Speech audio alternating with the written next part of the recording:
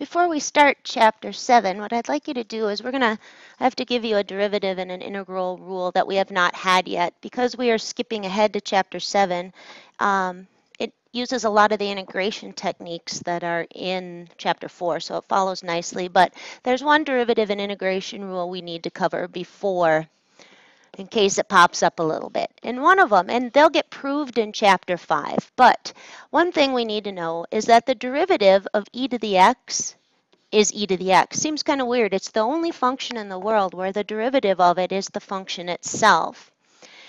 If you're taking the derivative of e to what we call the u, which is a function of x, then what you need to do is say, well, it is e to the u du, which would be times the derivative of that function.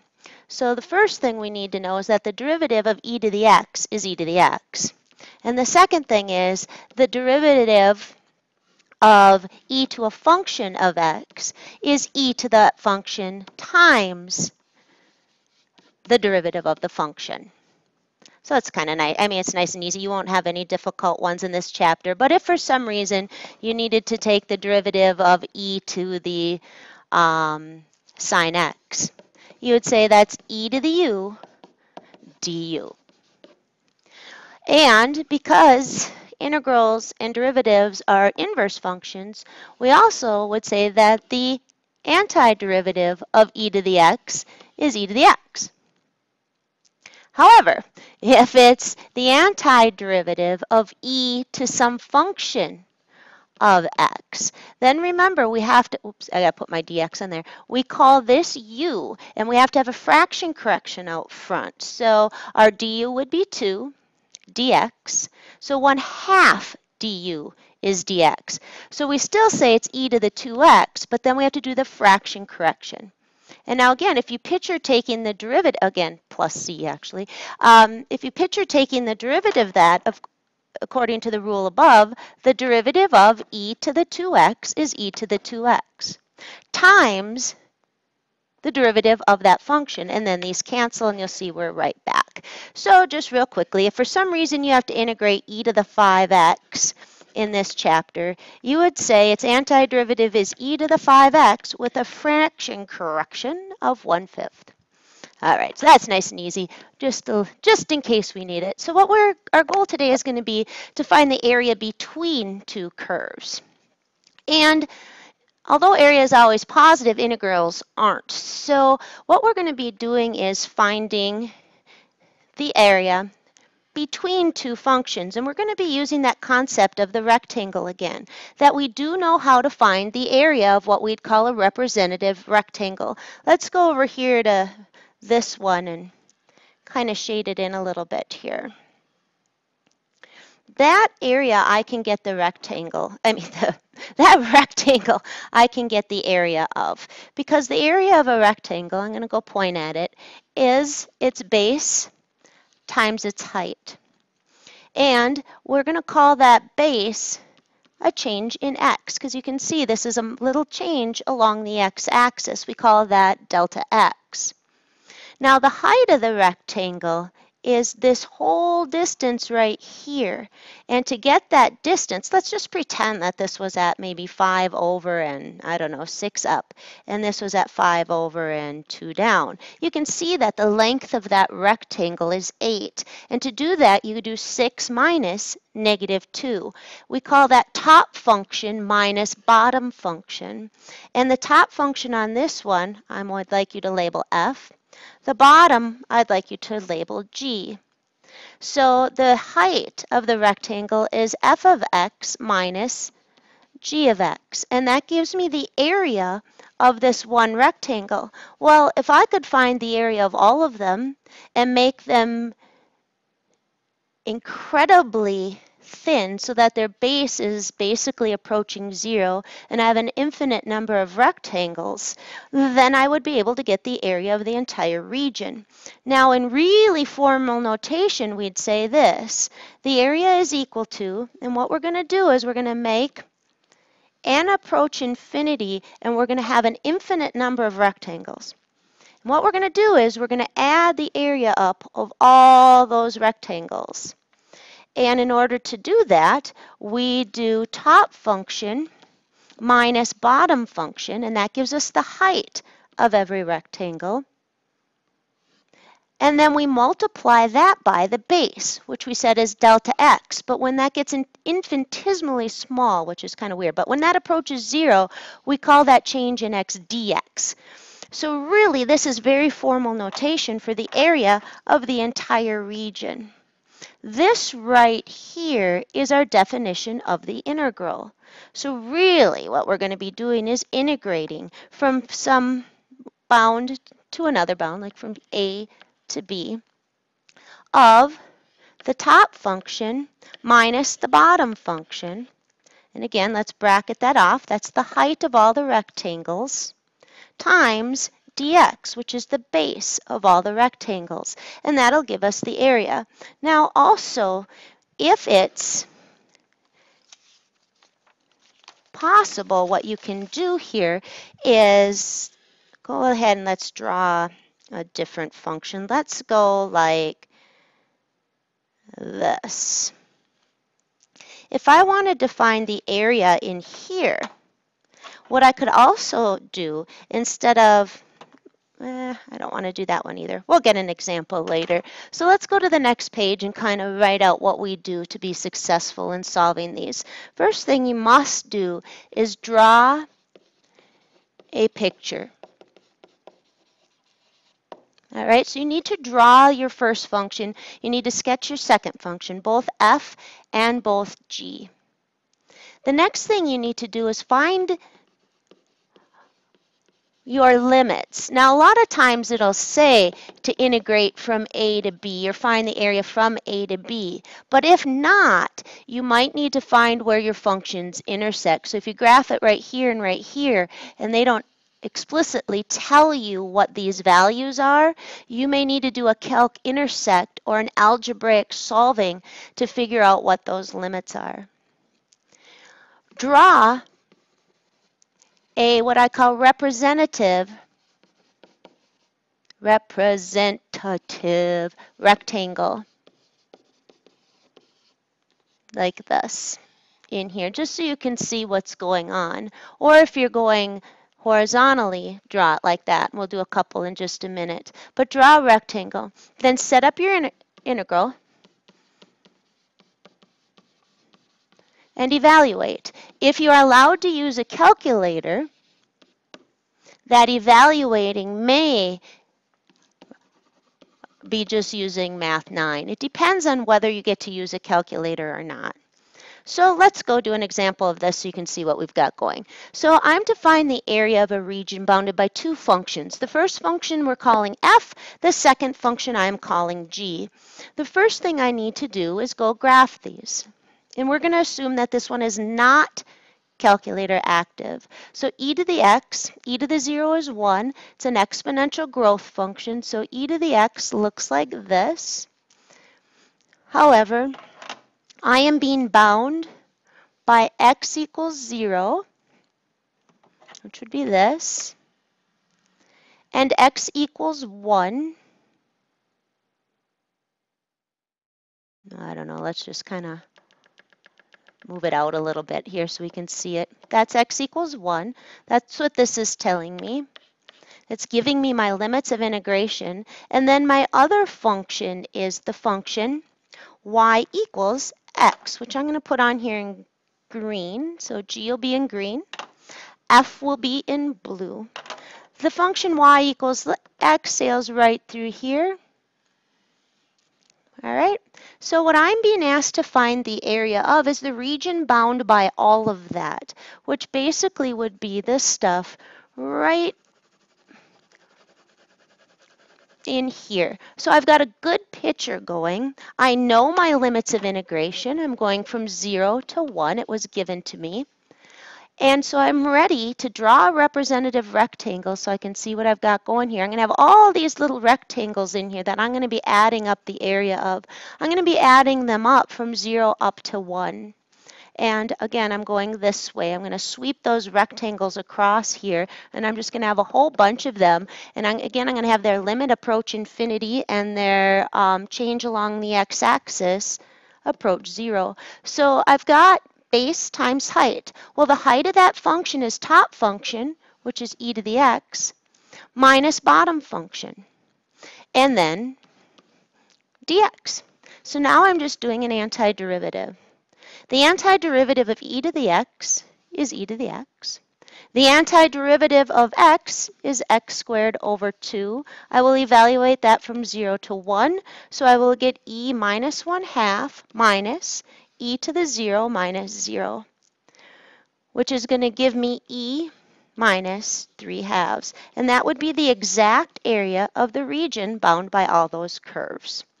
So let's move on here to another example. So now I've got y equals x squared and y equals 2x minus x. And I need to graph both of those. So again, I'm going to make a nice, good graph. And I will put y equals x squared. I'll do that in blue. That's my parent function for a parabola.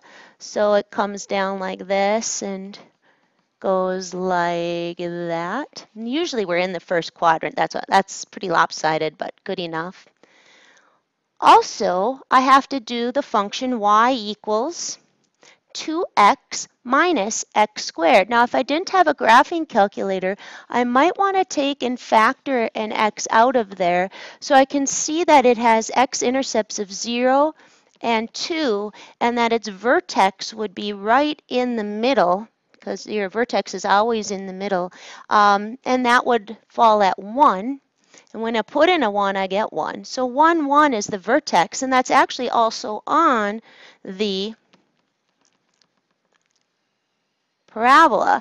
So technically, if I graph it nice, I can see that my intersection points where the y's are equal on both of these are at 0 and at 1. But let's suppose we couldn't, because usually you might need to find, or sometimes you'll need to find those intersection points. And again, you might say, just use calc intersect. Well, we're assuming you don't have a graphing calculator. So to find where these intersect, what we do is we set the two functions equal to each other, the y values equal, and we solve for x. So this will give me 2x squared minus 2x is equal to 0. Just some manipulation.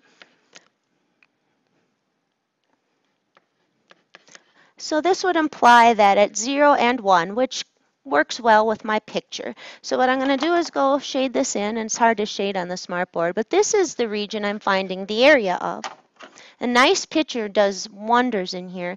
And here's my little representative rectangle with a base of dx and a height of the difference in those y values. So when I set up my integral, what I'll have is the area of that green region is equal to what I get when I integrate. And I'm going to draw those little rectangles just like this along here.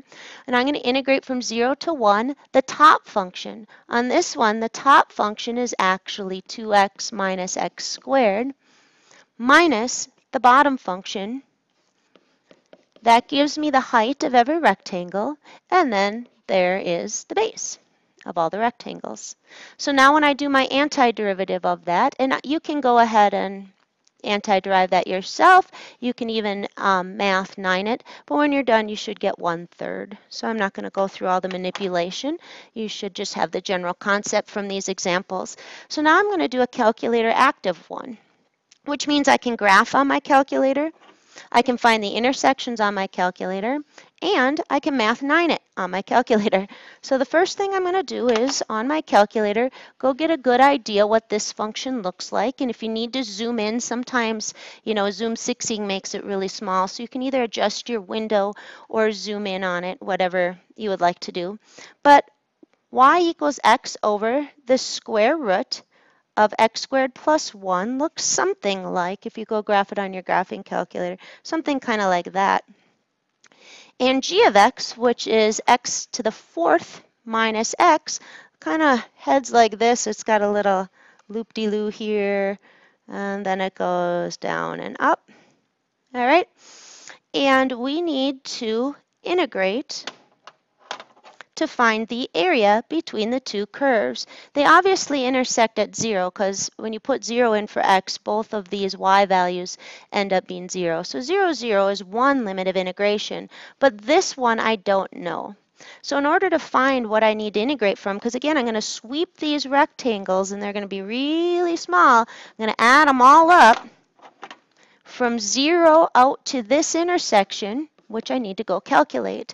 So to do that, what you do is you have them on your graph and you go use your calc intersect option on your calculator and you'll get 1.1807757. And usually we do a 3 decimal place rounding rule. I actually usually like to store these. So what I'll often do is I'll go like this and I'll hit my store button. And I'll store it in my favorite letter. I usually pick A. You can just use your alpha key to do that. And then you can just integrate from 0 to A. Sometimes when you're using a number like that a lot, I mean this one it wouldn't be any big deal, but. And then I need to do top function minus bottom function. Now, because I have my graphing calculator and I've already graph these and have them locked and loaded, I put this one in Y1 and this one in Y2, and they're still stored in there. So what I suggest you do is, instead of retyping this whole function, draw it up on your calculator under your vars menu. You do vars, yvars, function, and choose Y1 and it'll paste it right in there. Give her a whirl. If you're not comfortable with that, you can retype the whole function, but that vars menu is kind of nice for drawing up functions that you've already entered because that way you won't make a typo. So go try that, and if you enter it correctly, you should get about 0.785. So moving right along here to example 4, which will be the last one I do for today. Example 4, and again we're going to assume this one is, I don't know, no calculator, let's say. So first of all, I got to get a good idea what the graph is going to look like. Actually, this one would probably be calculator because of that cubic, but kind of no, you could, if you factored an x out of there, you'd get that. And then if you factored it farther, you get 3x plus 5 times x minus 2. So you know that cubic functions has zeros at 0, negative 5/3, and 2, which does help you graph it because you know that it hits at 0, at 2, and at negative 5/3. It's that negative 1 2/3 right there. You also kind of know its end behavior. You know it's going to be coming from below because when you put in negatives over here, that's going to be negative. So you could actually sketch out a graph of that pretty well if you know what cubics look like. It's going to come up. It's going to go down. Doesn't matter how far up or down they get, to be honest. You just need a sketch. So that's my first one. Again, you need to know the general shape of a cubic, and then if you know where it hits the x-axis and you know the end behavior, that one would come in from negative infinity down here, and it'd head to infinity when you put in a positive for x. It helps you graph it. You'd probably have a graphing calculator for this, but it's good to work it on out. So my other function is, I think that's the same one I had on the previous page, isn't it? The x squared, negative x squared plus 2x. Yeah, we've already graphed that one. So that one comes from down here. It had a vertex at 1, 1, and it hit at 2, 0. And at 0, 0, and it went like this. So what's happening over here is kind of important. We do want to know if those intersect over there because I need to get my limit. I'm being bound by the curves, and I know I'm going to have stuff in this area, but if those intersect, I've got more area over here to the left. So I need to find my intersections, and to do that, I set the two functions equal. I take 3x cubed minus x squared minus 10x, and I set it equal to 2x minus x squared. And when I collect my like terms and do all that good stuff, I get 3x squared minus 12x, x cubed, is equal to 0. Do a little factoring. and out pops 3 intersections at 0, -2, and 2. So again, to find those intersections algebraically, you need to set the functions equal. All right, so that means there's an intersection over here, here, and here. Now, when I set these integrals up, what I have to note is that from this area to this area, the cubic is the top function. If I do it in green, but from here to here, the quadratic's the top function. So I have to set this up in 2 pieces. From -2 to 0, when I do top function minus bottom function, my top function's f of x. So it'd be f of x, I'm not going to write the whole thing, minus g of x dx.